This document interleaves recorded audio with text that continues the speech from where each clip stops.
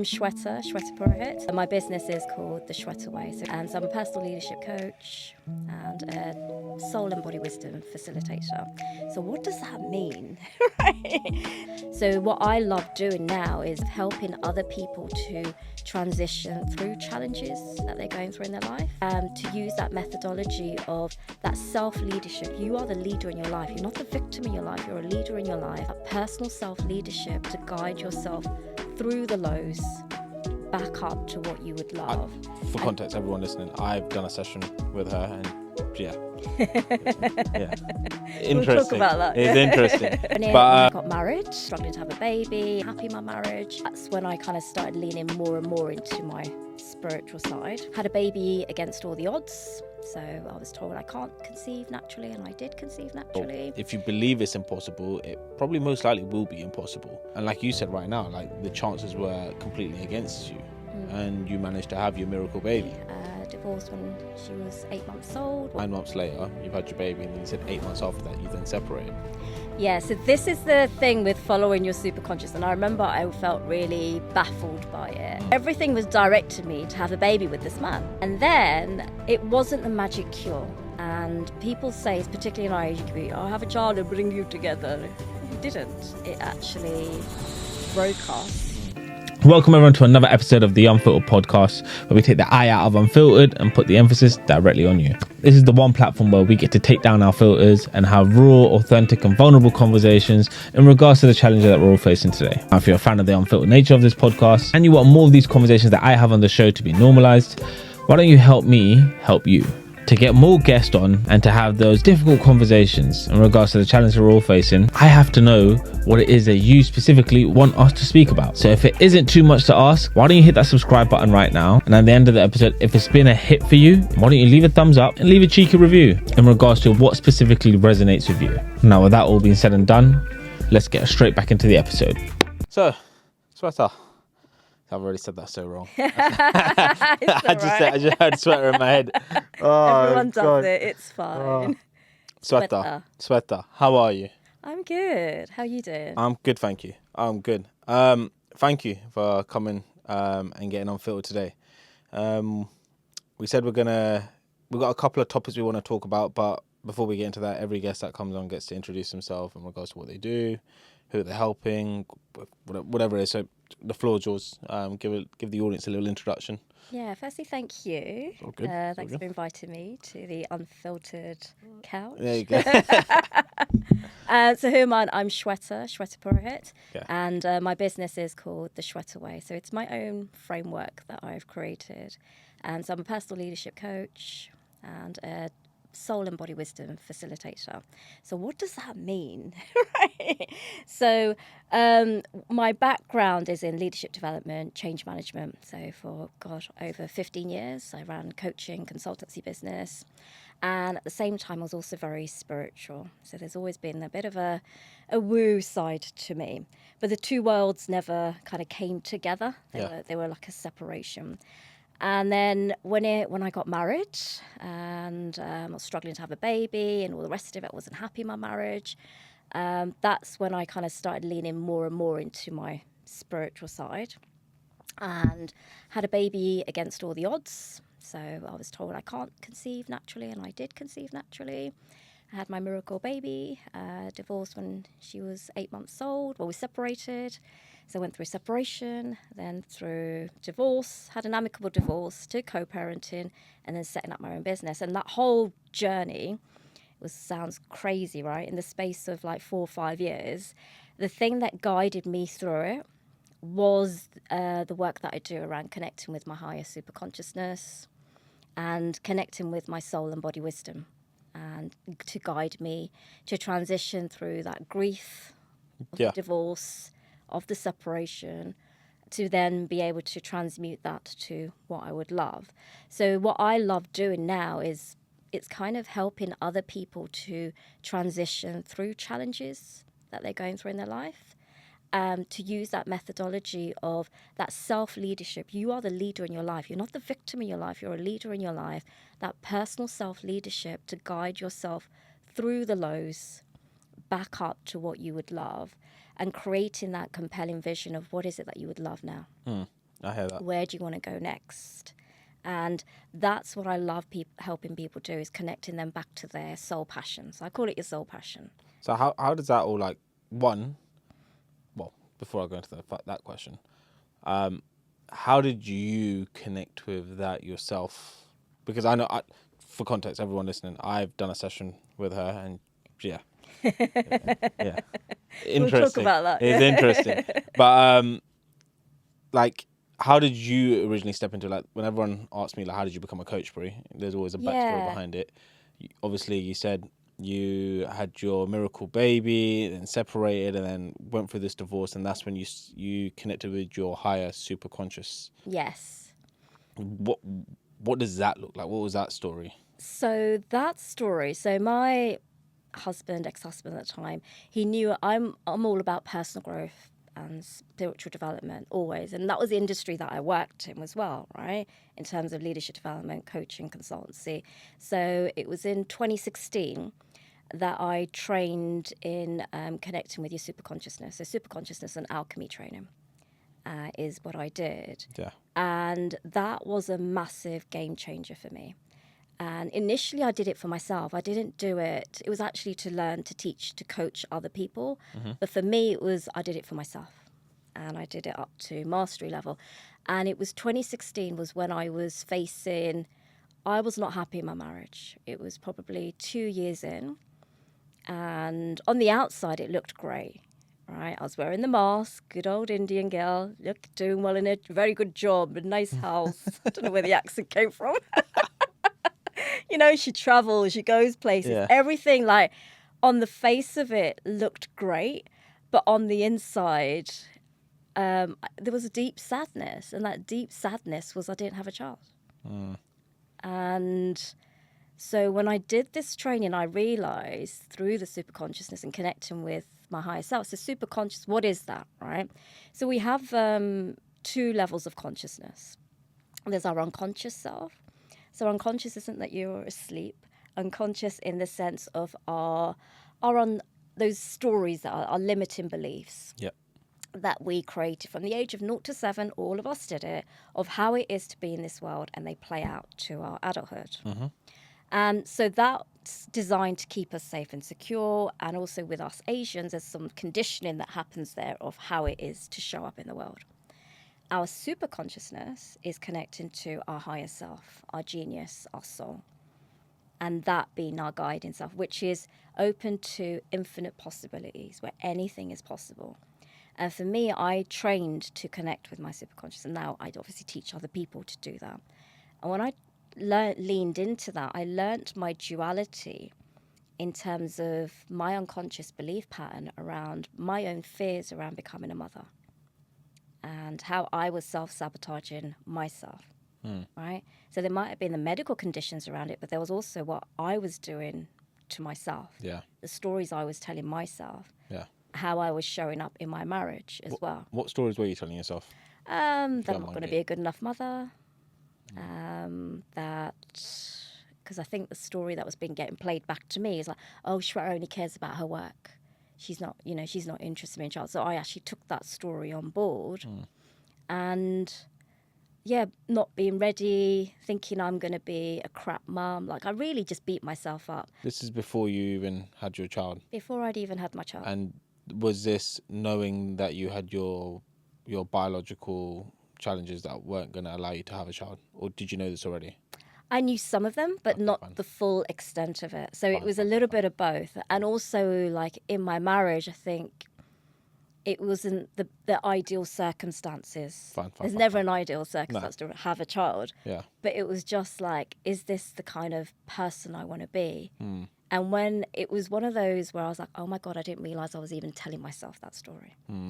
We're not aware of it, right?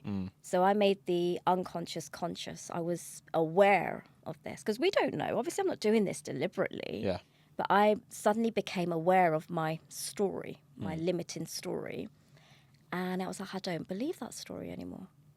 And I connected back with my higher self. And what I got was to have a very honest, vulnerable conversation with my then husband. And following then the tracks, which I remember completing my mastery training in November, December 2016, I then started following what I call is like your inspired action. So when you connect with your higher self, with your super consciousness, then what happens is then wisdom arises. So I call that wisdom your inspired action of what is your next step to take? What is your next step? And that's all you got to do is follow that next step. So I was following the breadcrumbs. Didn't know where they were leading me. Some of them didn't even make sense. And as I did, within 6 months, I conceived my daughter. Okay. Naturally. Yeah. No medical interventions. Yeah. There was certain things that we did, but it wasn't anything prescribed by doctors. Nothing like IVF or anything like that. It was all natural. Fine. So when we did then eventually go for the scan, Yeah. they actually, I remember this, they asked me and my then husband, how did you do this? And then we just looked at each other like, so do you want to know so my ex-husband, he's got a good sense of humor. He's very jokey. He's like, oh, really? You want to know? I think you'd know better than we would, right? And it was the case, if you looked at my womb, there was very little space for my baby to grow. Fine. Right? So they just thought this is medically impossible. It was against the odds. And throughout my whole pregnancy, I was in oncology wards. They thought I had cancer. They wanted to operate on me. Damn. Unfortunately, because I was connecting with my higher self, I was, not that I'm against medical interventions. If I need something, I'll get it. I got the COVID jab, everything, I'm not against it. But I was able to tune into my body. So this is another thing. Yeah. There's connecting with your super consciousness, but there's also connecting with your own body wisdom of knowing, actually, I'm okay. No, I don't need surgery at this stage. Let me see what I can do. So it was following my own rhythm. Yeah. That wasn't stubbornness though, was it? It was you generally believing. Yeah, it wasn't actually stubbornness because I was scared. In all honesty, I was terrified. Yeah. So that unconscious self was terrified and a scared little girl. And the other side of me was like, you're going to be okay. Yeah. You're going to be okay. Just do this. Just one day at a time. Go to that appointment. You're fine. Follow the advice. I hear you. So I wasn't against anything they were saying. Yeah. I was always asking the question, what are the other options? Fine. It made me ask those questions, whereas normally I could have just blindly followed a doctor. Yeah. But it made me tune into my body in a way that I normally wouldn't to be able to take an empowered decision. No, because it's one of the biggest challenges the number of women I speak to face in regards to whether they're single or people who are in a relationship right now and possibly have gone through, like, say, the IVF route or struggling to conceive. And then I've got the single individuals who are worried about their body clock and all of this jazz, right? And it's kind of what you've said there, taking that next step bit by bit and trying to figure out whatever avenue of life that you're in right now. And I feel like that's what happens in these scenarios is there's this negative light that gets shone, and then that now becomes something impossible. And the reality of it is that, well, if you believe it's impossible, it probably most likely will be impossible. And like you said right now, like the chances were completely against you, and you managed to have your miracle baby based on your persistence and still moving forward. What's the next step? What's the next option? And you just continuing applying yourself. And I think there's something to really take away from that, because in the world we live in where we want everything done quite quickly, we're quite impatient. Yes. The number of women I speak to who just want to have a kid quite soon. They're ready to be a mum. They're conscious about how many eggs they have left, etc. And I'm like, I get it. I really, really do get it. But you're thinking so far ahead right now. You're still single.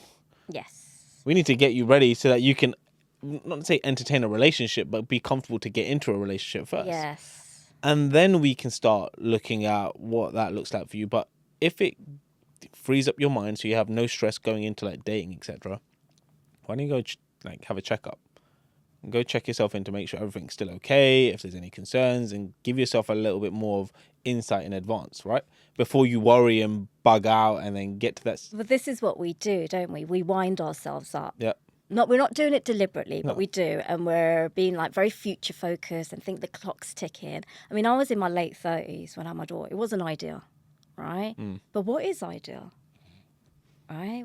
there's people that say you can't do something. Well, who said you can't? Yeah. And you've just got to follow your own rhythm. It doesn't matter what other people think, say. You've got to follow what's intuitive to you. And I think that's what I learned for myself. And I was fortunate. Like, this wasn't a lone wolf journey, by the way. Yeah. I had someone who's trained in what I do who guided me through it, who then was kind of like my person to say, well, this is your inspired action. Just take it, to follow through, right? You do need to have, it's not on your own.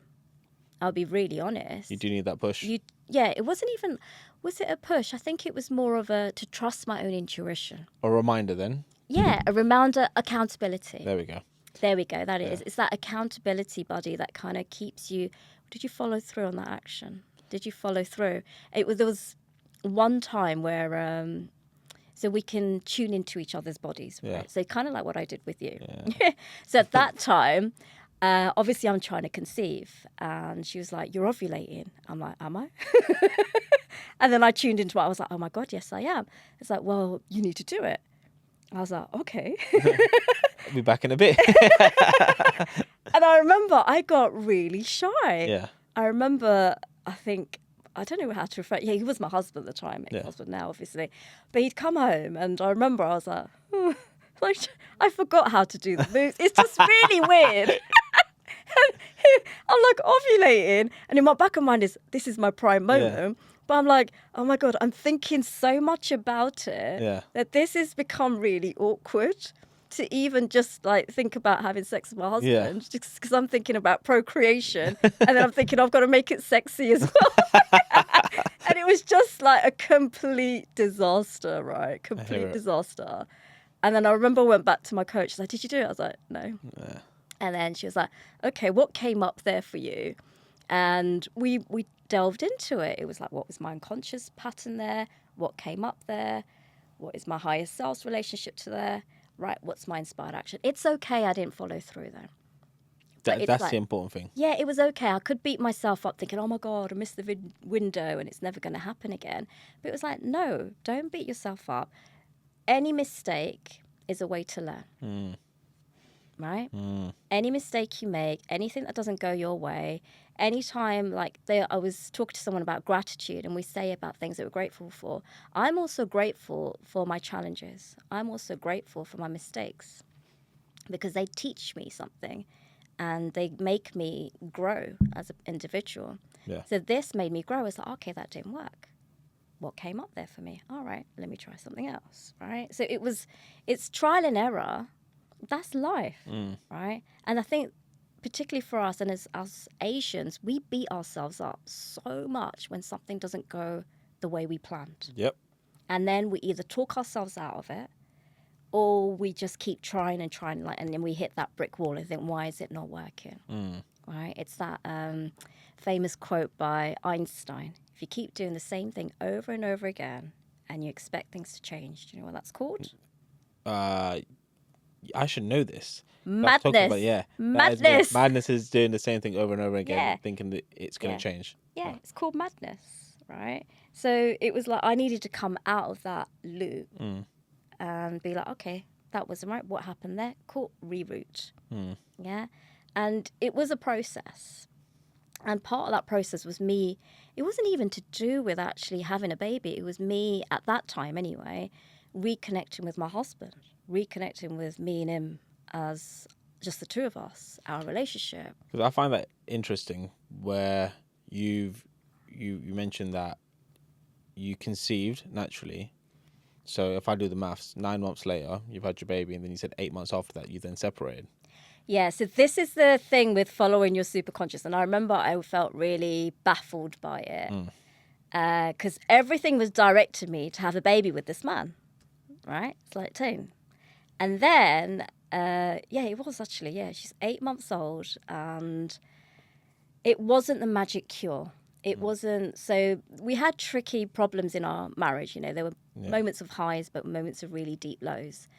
And people say, particularly in our Asian community, I'll have a child and bring you together. It didn't. It actually broke us to the point where my superconscious was telling me, this isn't true for you anymore. My higher self was like, this isn't true for you anymore. And for me, that was hard because I'd followed that, my inner wisdom to conceive my child. And for me now suddenly not to trust it and go against it would be like, well, hold on, I know there's a truth in this. Yeah. Yeah. And I remember getting in touch with my coach at the time, my guide, what to call her, who does similar work. And she said, there's a truth in this of, it's not as harsh as that. It's a separation. It just doesn't feel right. Yeah. There was something that was just not right. And at the time, I didn't take that decision lightly. It wasn't something I thought one day I woke up, I thought, right, that I'm done. For me, all I needed at that time was I need space from this man. It's not working. I'm not the mother I want to be. I'm not the woman I want to be. I can't cope.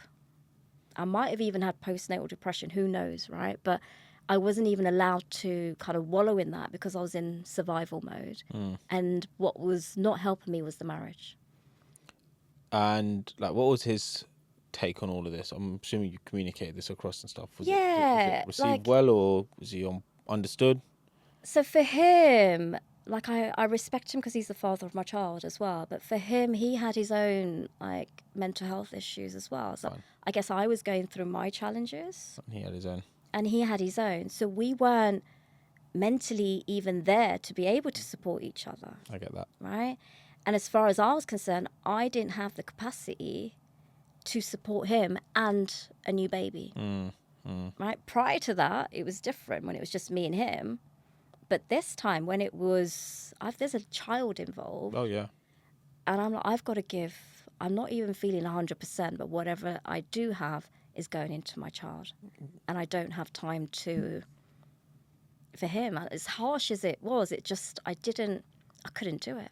And I don't think it's harsh. I think it's quite honest, because there are so many people right now who stay in those relationships and feel like they have to, based on what made up rules society has said in regards that they have to follow now that they're married and now that they've got a new baby, or now they've got this house together, or whatever it is. Yeah. It's this made up rule that they see and they're like, oh shit, I have to follow this and I have to stay here. And it's like, my happiness doesn't mean anything anymore. This is life now. And it's like, no. Whoever told you this? Who made you feel this way? And they can't begin to like start to comprehend what life could look like. And they hold it out. And I'm talking about women I've spoken to who are in their late 40s, late 50s. And you hear some really toxic stories. You're like, damn, I wish I could have spoken to you back then to just reassure you, yo, there's a way out. Yeah. And you didn't have to go through any of this stuff. And it sucks because now you feel like you can't shift out of this pattern. You're stuck in this place and this is your life. And I'm like, there's so much more you have to offer. You don't have to just be stuck with this trauma. But it's also quite painful to take on board for myself, thinking, shit, man, this ain't fun. This ain't easy. And I hate when you have like all my single clients come about and they talk to me about how they want to get into a relationship so bad. I'm like, don't just think that's the be all and end all. No. Like, respectfully, you have to find someone who's compatible, suitable, and kind of wants what you want and is willing to understand and learn and grow with you, and is going to take criticism on board and learn from it. But don't just throw yourself straight into the deep end thinking it's all going to be all honky-dory, because it doesn't work like that. No. It's like, for me, if I think of myself pre-marriage, I thought the holy grail was you get married and that's the happily ever after. No one talks about the story after that. And I think you hit the nail on the head there, Priyash. It's about having someone that you can grow with. Yeah. That is, and I think that's, for me, it's important you've got the same values. And for me, one of my biggest values is that I'm learning and growing till the day I die. Right? There's constantly evolving. There's constantly more. I have a thirst for life. And I think that's where there was a little bit of a mismatch between him and I. He did want to, so there was a little bit there, but probably where, no disrespect to him, but probably I was more willing to kind of grow because of the line of work I was in. It makes a difference. Whereas he wasn't quite at that growth stage. Yeah. And so there's a mismatch between the two of us. Prior to that, did I didn't know that? No. Because as Indians, we don't get to live with them. Well, I didn't get to anyway. Yeah. I was, we didn't live with each other until actually the day we got married, and then we started living with. That's when I really got to know him. Right? It's different from when you are just dating, to versus when you are in a marriage. And like, if we look at, let's say, what marriage is like for you, like what your ideal marriage story is and what my ideal marriage story is, it's probably quite similarly aligned. We want the happily ever after. We want the fun, the joy, to be able to speak openly, to get emotional with each other, etc. And like, I can't hone in as clear as I do to all of my clients I work with and to the wider audience. You can't fucking rush that off the offset. No. You can't just assume the person you're speaking to is just going to get it. Like, it takes time. You can't rush a relationship. You can't rush putting a ring on someone's finger and thinking that it's all going to be all happy days. Like, if you've never lived with that person, what if they're a mess? What if they snore? Exactly. What if they have habits that you've not picked up on because you just haven't walked their walk of life, unfortunately? You're just not going to know. That's not to put people off. But unless you've got someone who's willing to accept where you're coming from and like meet you on that journey, you're going to struggle. You are going to struggle, but the key thing as well is also communication. Of course. Like, how do you really communicate with you? Because our communication was very poor. Yeah. Very poor. Even now, like, we're co-parenting. It's limited, right? Because it's a different kind of relationship. But he didn't know about my fears. He didn't know about the fact that obviously I've covered my unconscious belief pattern. But I found it, like, even just to share that there's a level of vulnerability and your own self journey of healing that, of what is it for you. It's easy to blame that other person. Right? I could easily say, oh, it was all his fault. Marriage broke down. No, I've got to take self-responsibility for myself too. It takes two people. Right? Sure, there was bad behavior on his part. Yep. But that I also played a part in that too, right? I've got to take self-responsibility for my own behavior. How was I showing up? And how can I now change that? Because ultimately, we got divorced in the end. And for me, prior to getting divorced, I was not in a good place. It took me a good year and a half of just rediscovering who am I as a woman? Where do I want to go now? Am I ready to let go of this marriage? Because, like, the dream and everything that came with it, it's not a decision that I took lightly. It came with a very, very heavy heart. And I had to grieve. I had to grieve for that loss of that dream and grieve for, I didn't want to be a single parent. I didn't want to be a divorced person. I didn't want these. I never, ever in my life envisioned that. Got to make this work. I'm going to make this work. That's me. Yeah, it's all about success and I don't fail. And for me, there was a deep wounding of my unconscious belief pattern of you failed. You failed in your marriage. You didn't fail. You just but it was a story that I was telling myself. Yeah. So I share this with you because there's similar stories probably going on for other people, right? So many people. And I don't believe that story. But I had to uncover it. Even just do the messy Kim Kardashian cry and just let it all out, right? And have my safe people and safe spaces to be able to heal, to be able to sit in that discomfort and then to be able to shed and be like, okay, this doesn't serve me anymore. What does the new now look like? Yeah.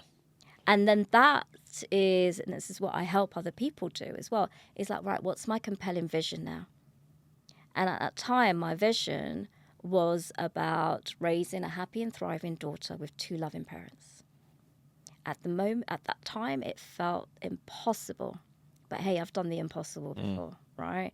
So it's one of those where you've seen some successes in your past. It kind of wills you of, I can make this happen. All I've got to do is follow the breadcrumbs. All I've got to follow is that next step, that next step. And that's why I was able to have what I call an amicable conscious divorce. And I deliberately use that word conscious divorce because I was intuitively guided to write what's my next step.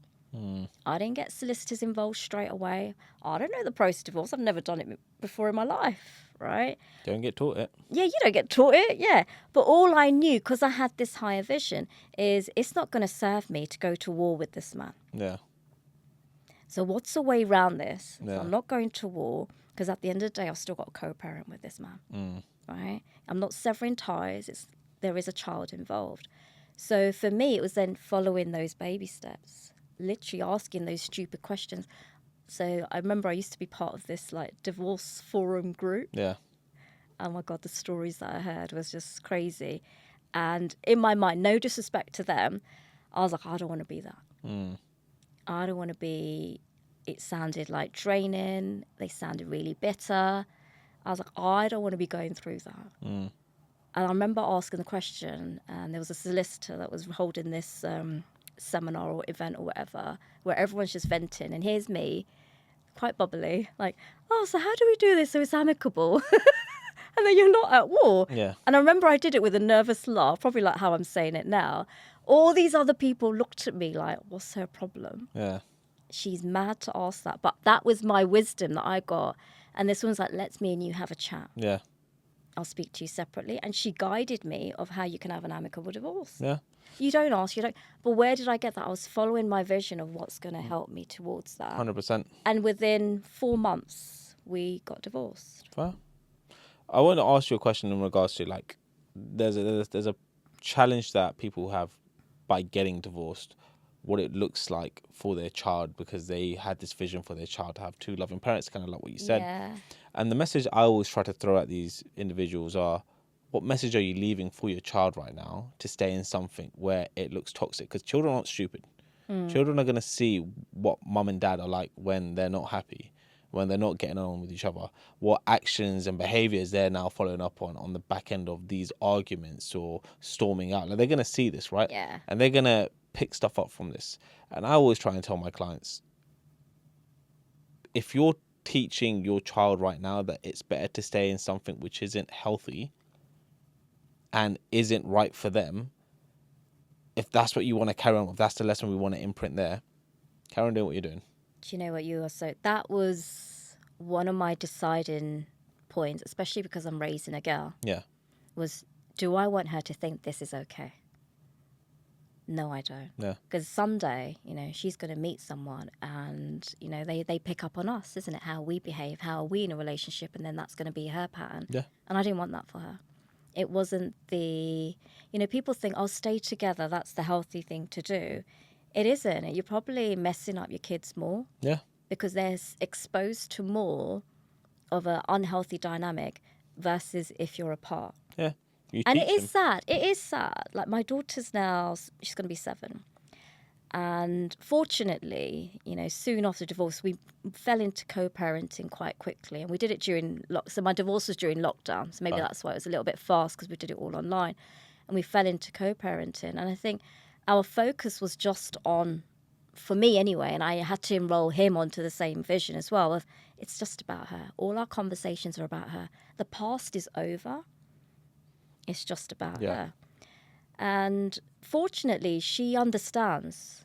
You know, there are moments, I'll be honest, co-parenting has its moment, and I'm not perfect. We have had a little Barneys. We've had our little disagreements. And fortunately, she hasn't seen that many. But when she does see it, she even says, Mummy, I'm glad you and Daddy aren't together. Like, she actually sees why we don't live together. Yeah. She gets it, right?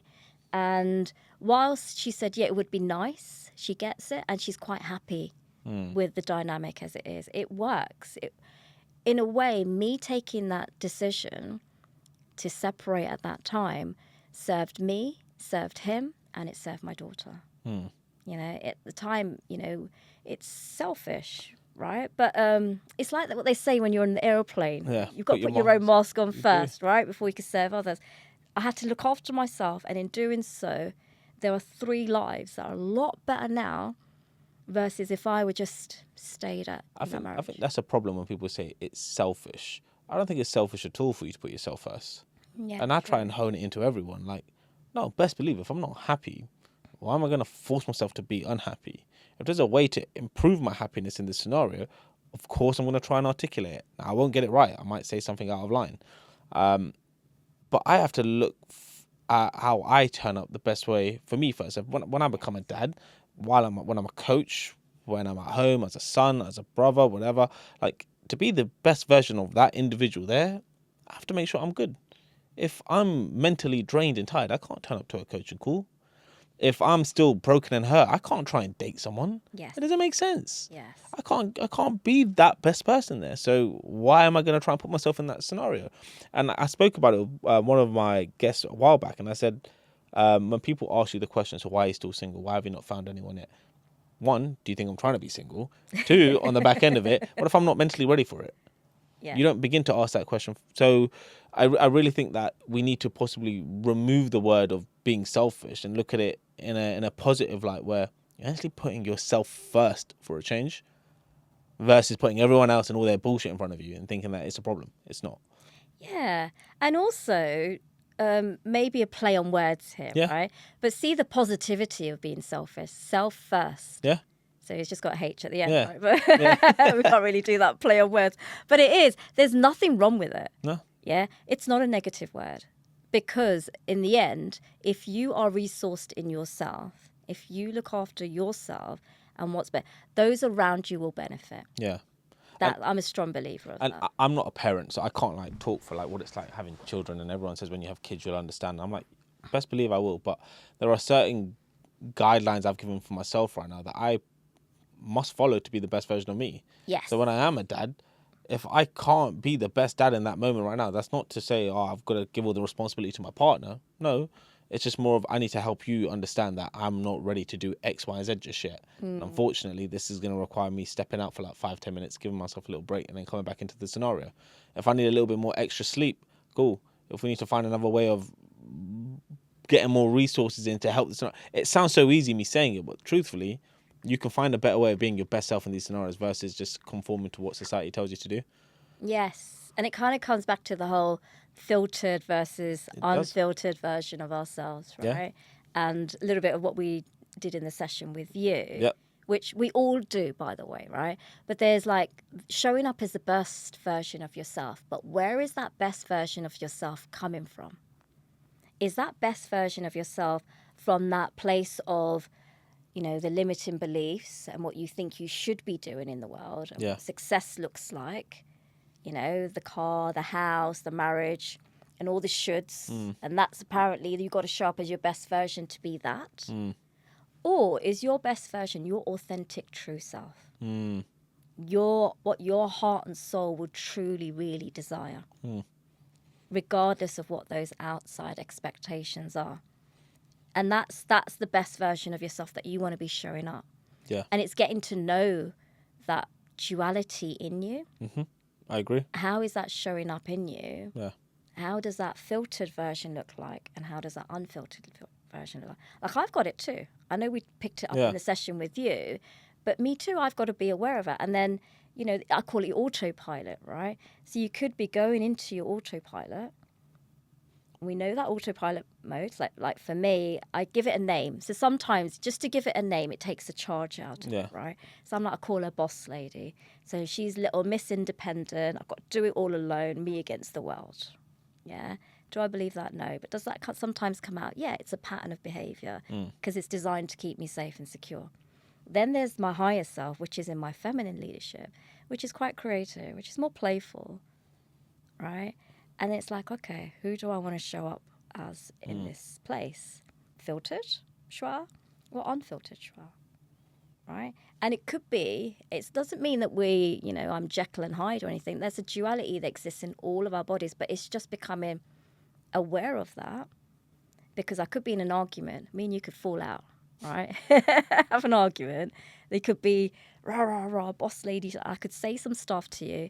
But then it's for me to be able to then self-regulate, recenter, come back to myself, reconnect back to that feminine leadership, playful, Shwa, creative. Right, hold on. What you said to Priyash, did you really mean that? Yeah. No. Okay.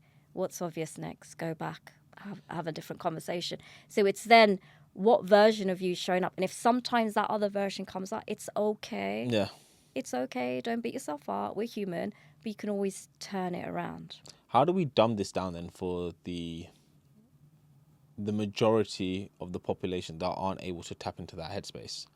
Because I can think of plenty of friends right now who have got this invisible wall up where they can't even begin to think, maybe that was a bit out of line.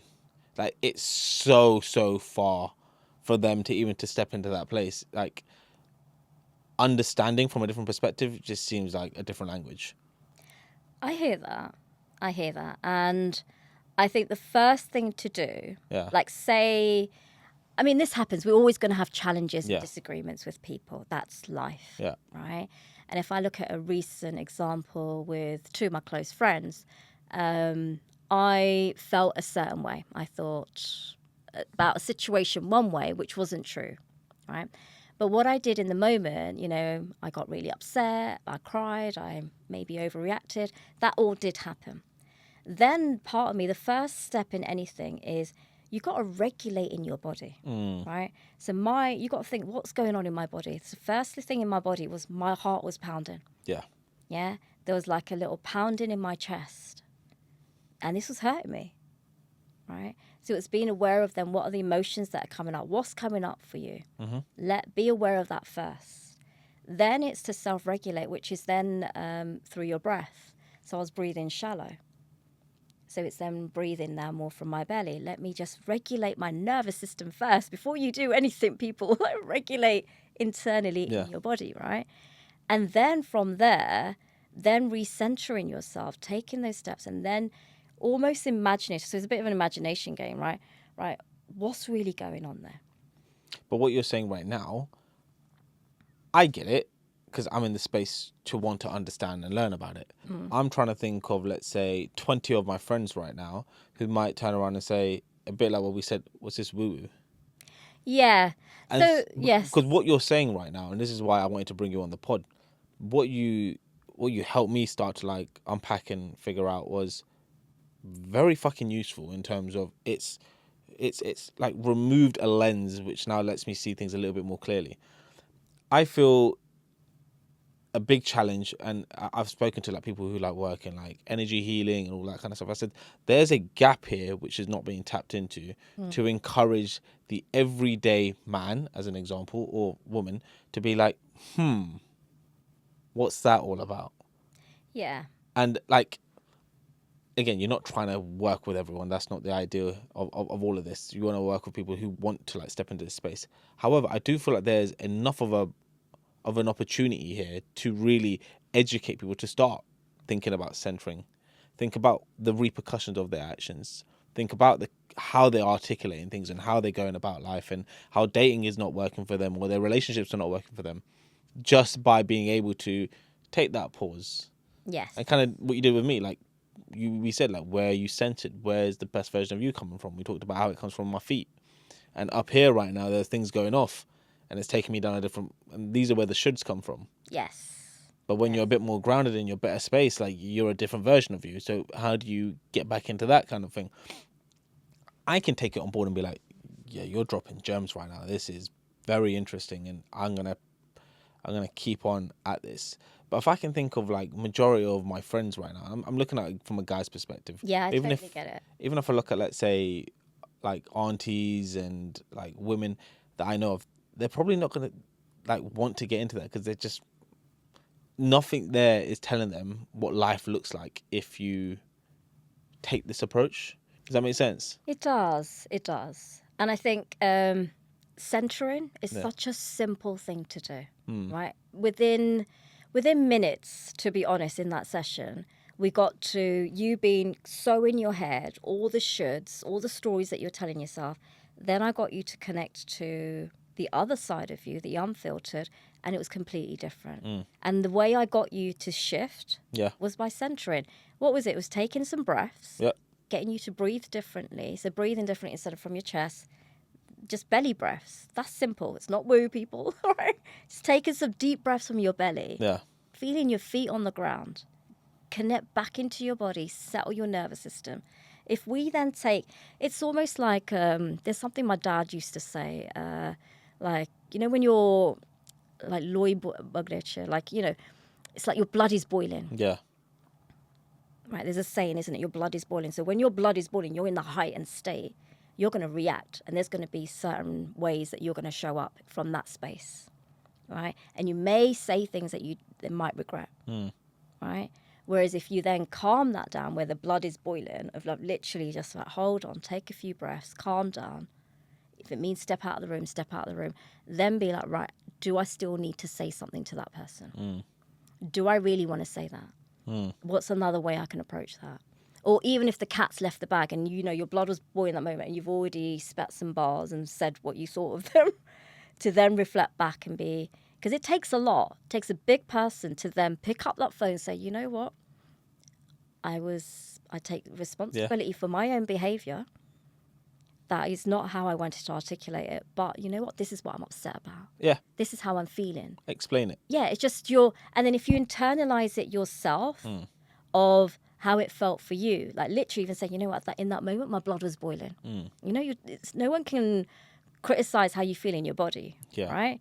So it's like my blood was boiling, you know, I was feeling really frustrated and I said things out of frustration. But you know what, this is really what I'd want. It's to let your ego aside to have that conversation can really turn things around massively. And to be honest, that's why, because I've got a co-parent with someone. Yeah. That's what I've got to do on a daily basis. So I guess I've mastered that technique, but that's what it is in its literal sense. And like, and this isn't to like say like what you're doing is wrong or anything. I just when I tapped into that first conversation, and I've spoken about you on the pod with other people, and I've said like she did something which went from here to here and up here and down there, and it was like, well, I can't stress how important being able to like put yourself in that kind of space is. I just still feel like we are still so far away from encouraging more people to be in that mindset, in that space. And there is such a gap there. I can think of people I used to be at school with who could possibly have benefited from a conversation like this, to be like, whoa, who's telling you this right now? What is it that you really want to do? And let's step into that space. And how does that now start to feel? Like, what's the next step for you? What's that breadcrumb that you can start walking towards? And I just think there's so much power, and this is generally the reason why I wanted to bring on. There was so much power in that session that it needs to be pushed out to so many more people. If not by yourself, people within your space need to get this out there, because there are plenty of people I can think of, and I could probably write down that should have a conversation with you, and should have that initial session with you, to be like, damn, this is how I'm fucking up. This is why I'm working my ass off. Like, this is why I'm staying up to stupid late hours. This is why I feel I have to turn up in this certain way. Guys in particular, but I can even think of like women who feel like they have to play this role as a housewife or as a mum or no. Yeah. But how do you take that step? Well, something has to be point blank in front of you to say, now I should go and speak to her. There is that. It's Do you get where I'm coming from when I say I that? do. I totally get it, because you don't know what you don't know. Yeah. Right? And it's a sense of like you've got this identity. Yeah. And you feel comfortable in that. Yeah. Even though part of it might be dying a slow death. Yeah. It's still comfort. It sounds sadistic, but it's true. We're creatures of familiarity, right? That's what we stay in. But then if you then discover that within you, that there is more, that you have a way of accessing wisdom within you. And it doesn't take, it's not rocket science. It wasn't rocket science, right? It was just seeing, well, what's that identity look like? What was your story of how you think you should be showing up? Which was all from your head, right? And the patterns of behaviors around that.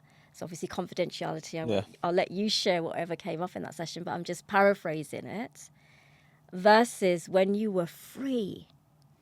Well, we talked about it, right? The essence of your unfiltered self was you just free. You know, this is actually what I really love. There was like a change in your voice, how you spoke. It was just flowing a lot more. And then from there, it's like, all right, what steps do I really want to be taking? So we talked about, like, one of the things that we said was the vibration or the feeling that you got was, Pri, I can see you really like working with men. You mentioned across the lines of like real talk with men or something like that. And this is probably going to come out after the event, but I am hosting an event now for men. Yeah. And so like Right.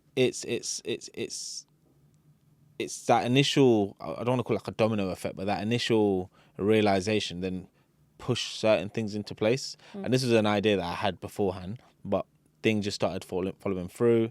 The right conversations started happening, and all of a sudden it's out now. And so this will come out after the event's done. But hey, look, I've done my event now. It's interesting, right? Yeah. And it's all come from centering myself and saying to myself, bro, you don't just have to work with women. Yes, we talked about that. You didn't we? can Yeah. work with men. Yeah. You don't have to shut yourself off from that possibility. You know, there are going to be plenty of people who are going to resonate with you. And since we had that conversation, I have spoken to a bunch of men who have booked in calls, who have had more deeper conversations, and you can see a different style of coaching come out of me in those particular sessions. So it's very, very interesting to see what happens when, again, maybe as bad as it sounds, that filtered version of me thought I could only work with this particular clientele. No, Yeah. the unfiltered side of me can actually hold space for a lot more people. Yes. And I think your filtered side had a certain story, Yeah. backstory Yeah. to it, which we won't go into, but it was obviously linked back to childhood, Yeah. right? And it was playing out to now of how you think you should be showing up. Yeah. And therefore, you had I remember you're really stubborn with it. Yeah. He's like, no, I don't know what you're going to do to me, but I know what I'm doing and this Yeah. is it. So I was like, okay, Yeah, cool. all right. Okay, I like a little I like a challenge. So there was a lot of resistance from your point because you were really like, this is what I'm doing. This is how I'm meant to be showing up. And then took me a while to get you to connect to your true self, to your higher self, to your inner wisdom. Well, Right. it's even like how I've changed up, like I've said to you, like my initial calls right now. I've completely sacked off one of the options I used to do was I have to give things up for free. No? Yeah. We're changing the game up because now I'm allowed to. All this time I thought, I should have to. No, this is the way. No, of course you can.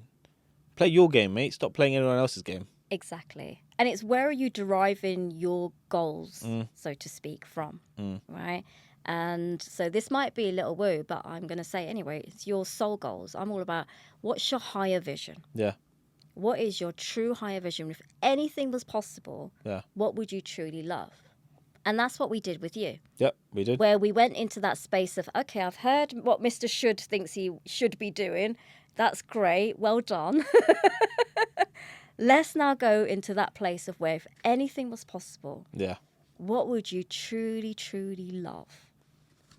And then when you go into that space, different things start coming up. Yeah. Yeah. And that's where it came up for you. Then no, I'm actually someone who's got a lot of love to give, not just to women, not in terms of just supporting women, but actually I can relate with men. They need this. In fact, in this particular space, women are more likely to go and seek for help and get personal development, growth, and so forth. Men, I know I'm stereotyping, but there is a statistic, particularly with Asian men, they're less likely to. They're less likely to follow that path. Some do, but the majority don't, right? Or they'll wait till there's really, shit hits the fan, and then they might go into Till it gets too late. Yeah, till it gets too late. But they're not going to be able to catch it early enough. Yeah. I've spoken about it before. There's a bunch of like conditionings and cultural upsettings that we have to follow, and hence why we don't do the things that we're pretty much very allowed to do, and it creates a problem long term. But I agree. I agree with you. It's that, and I think that's what we tapped in for you. Yeah. Is when we tapped into that infinite possibilities, what you would love, and then that vision may seem really big. So initially it feels like, well, that's great, Shara, but how am I going to do that? It's like, hold up. All you got to do is follow your breadcrumb. Yeah. We got your inspired action. Yeah. Which was just to connect with some people, speak to some men. Like you're going to do these events. It's then you've just got to follow it. And the next thing you know, you're there on that. Just enjoy the journey, not the destination. That's it. That is it. Right? That is it.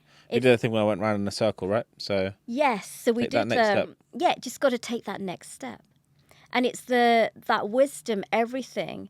It came from you. Whilst I was guiding you through that process, ultimately, it's all inside you. Yeah, I hear that. The problem is we don't know how to access it. Yeah, and I think that's a good place to leave that there. Use this, if you're listening to this right now, use this as a platform to start accessing it, and get curious about what's possible. Get curious about like what you're allowed to do moving forward versus what society and everything else is telling you not to do, I suppose. This has been an interesting episode. There would have been more that I'd like to talk about in regards to like my particular experience, but that's totally fine. I can't thank you. That session was amazing. So where can everyone else find out more about what it is that you're doing and how they can get in touch if they want to book in a call or book in this session in particular, and what it looks like to work with you? Yeah, so I've got, so the session that I did with Priyesh was the Soul Purpose Embodiment session. So they can book that with me directly. So my email address is sweta@theswetaway.com. So that's SWETA, no H. No H. So they can just connect with me directly Yeah. to have that session. And then I've got various programs that I deliver as well. Yeah. And I'm going to be getting out there doing more events and masterclasses. I've also got a free resource. I finally put it up on my website. There we go. So there's a masterclass that I ran on soul visioning, creating your soul goals for 2025, similar to what we've been talking about. So I'll go into that a little bit more depth. And there's some exercises on there that people can do. Yeah. So that's available. And there's also a free meditation on my website. So what's the website called? It's www.theswetaway.com. Perfect. So they can connect with me on there. We'll plug that all into the links, and I'll throw in, because I connected with you off LinkedIn, so I'll put in all of those links as well, your Instagram and that, so people can find other ways of connecting with you. But this has been good. Very, very interesting. Big thank you for coming through and taking some time out here. A lot more to unpack. There is. There's feels like there's a part 2 to this. I'd also I'd encourage you, like, kind of how you started on with that story to begin with in regards to, like, say, your relationship and then your child, and then we stepped into more of like what it is that you're doing. Hone into that a bit more, because there's definitely a lot more to unpack, and however comfortable you feel getting into it, it definitely will resonate with a lot more people who are going through similar things, who will then most likely get in touch to be like, hey, I'm doing this. And then there you go. A bit like how you joined that group initially, that divorce group. They're going to be a bunch of men and women who are possibly in a similar boat, thinking, who should I speak to next? Like, what's my next step? Can you help point me in that right direction? Because there's something good going on here that I feel like definitely needs to be shared a bit more. Yeah, it is, because there's a shame in how people are going through divorce at the moment. It's really messy, and it doesn't have to be that way. So there is a better way. Anyway, big thank you for coming through. Thank you. And take care. You too. Thank you a lot for listening to another episode of the Unfiltered Podcast. If you've liked what you listened today, drop us a like. If you've got any comments in regards to what we spoke about, if there's something you disagreed with, or the stuff that you did agree with, drop us a comment. And lastly, if you haven't subscribed yet, give us a subscribe. Whether you're listening to this on Spotify, Apple, or if you're watching this on YouTube, every subscribe goes a long way. And look, why wouldn't you subscribe? If you like the unfiltered nature of the podcast, surely you want to be in tune to whenever the next episode is coming out, right? Anywho, I'll catch you on the next episode of the Unfiltered Podcast. It's been your boy Pri, and I'm signing out. Peace.